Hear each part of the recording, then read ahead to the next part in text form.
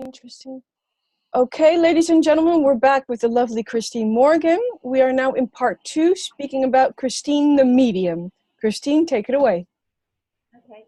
I think for myself, one of my most moving experiences on a personal level, and was at the very, very beginning. I was very reluctant. I didn't want to do this. My dad talked to the dead. I was hairdressing. I mean, you know, I come from a fashion world, so I was not interested at all. And things happened very naturally.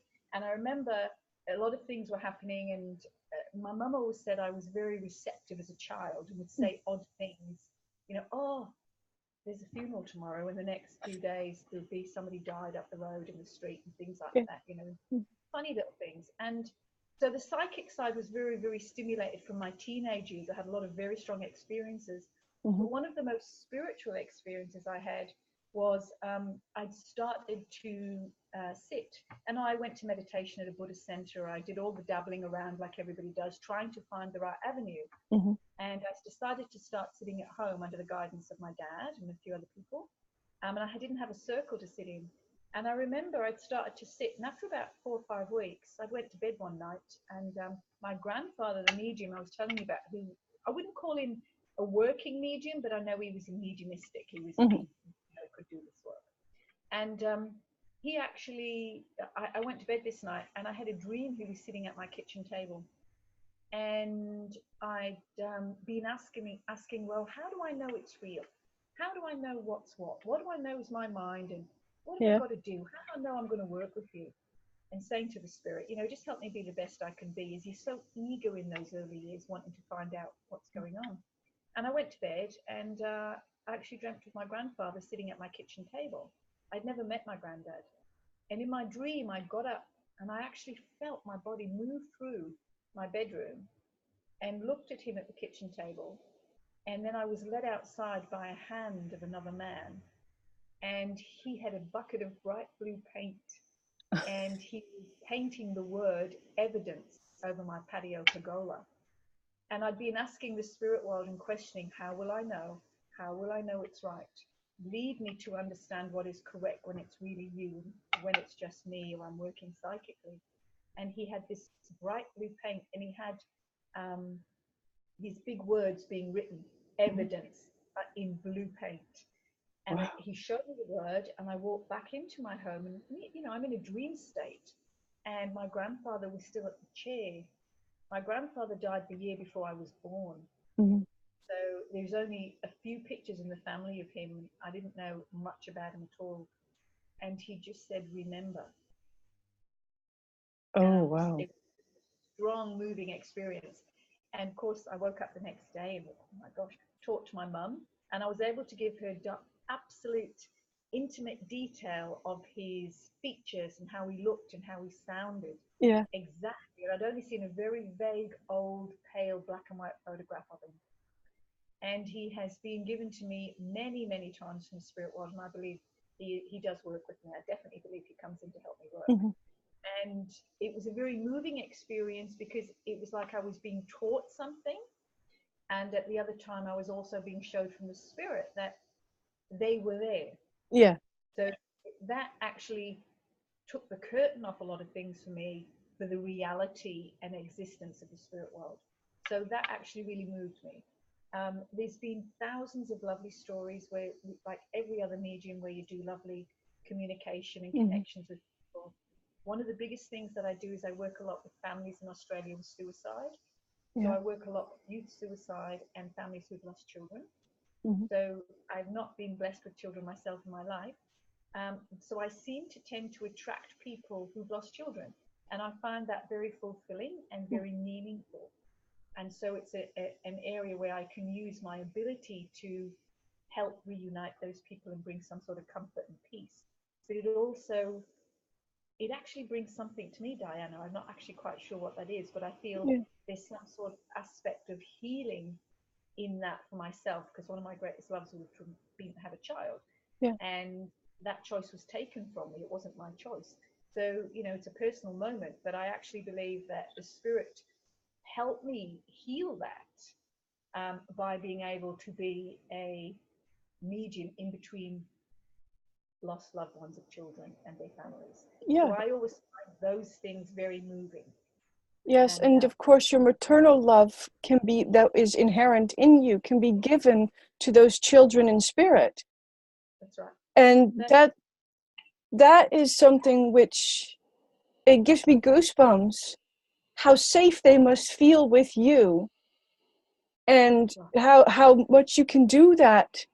Something that's close to my heart, and we've lost young children in our family, so it's something that I've experienced the grief with, and I just seem to attract a lot of youth, and I help as much as I can, and to the fact that where I live, which is the northern beaches of Sydney, is a beautiful beach coastal area. There's 24 beaches along the coast here, but we have a very high number of suicide. And so I've been quite involved with a lot of families, and it makes the work more meaningful, and you can't heal anybody. You can only help heal themselves, give them guidelines to help and to support and to move forward. So I find that side of the work really fulfilling, because it is your mediumship being effective in an everyday level, which I think if your mediumship's not effective, and I've said this for many, many years, if it's not effective in your everyday life, what's the point of it? Yeah, and do you feel that through developing your mediumship, because how old were you when you started developing? I really didn't go seriously into my development till I was around about 30. I had a lot of experiences, which was a long time ago, and I've had a lot of experiences over the years leading up to that, and I sort of ignored it. I started to read the teacups like my mum and my grandmother. That was a tradition that was passed down, and we were a very strong psychic family. So it was very natural to interpret dreams on a symbolic level, very natural to read jewelry, pictures. It was easy because it was something I think that was inherent with us, and it wasn't shooed away. It was, oh, that's okay, that's fine. And my grandmother used to say, because granddad passed before her, and she used to say, oh, granddad was here last night. So they talked about the spirit very naturally. Yeah. So when I decided to take it seriously, it's not that I lived in Australia, Dad lived in England, but my mum was very open to it, my grandmother was open to it, and people understood. So I was lucky that. But I think you have to do a lot of searching within yourself to find out, and eventually I think they showed me the way, and I was led. I just had feelings that I knew I had to follow, and I eventually left the hair and beauty industry and went into this, but very reluctantly, and it was a very slow, gradual process. It wasn't like, oh, I could do this for a job. It was, I did all the church services, I demonstrated, I did fundraisers, and eventually over a period of time had such a big request for private sessions that I decided to do it part-time. So I did part-time mediumship, and I did part-time beauty work.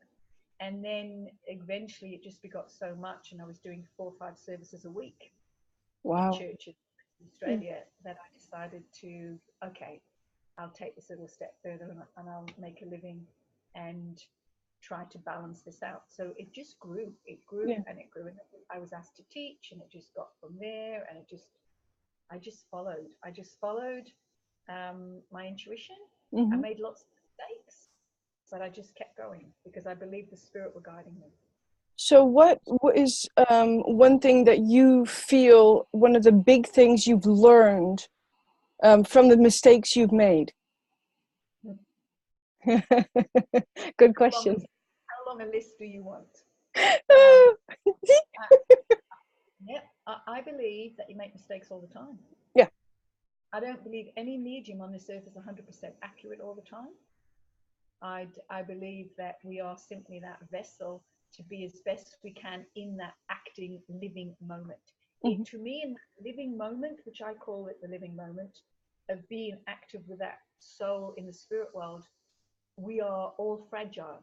And I feel it's managing the fragility of the human mind and the nature of the soul we're communicating with. But I believe that if you can put your hand up and say, I fluffed that up, I did not interpret that right, I did not sense you properly, I wasn't working with the power correctly, forgive me, let me try again. Yeah. I feel that they push you and guide you and you're consistent. But I feel that as you mature into your mediumship, you can look back and you can say, yeah, I make mistakes all the time with it. I'm not perfect. Yeah. Because I think you have to make mistakes to learn and grow and reevaluate.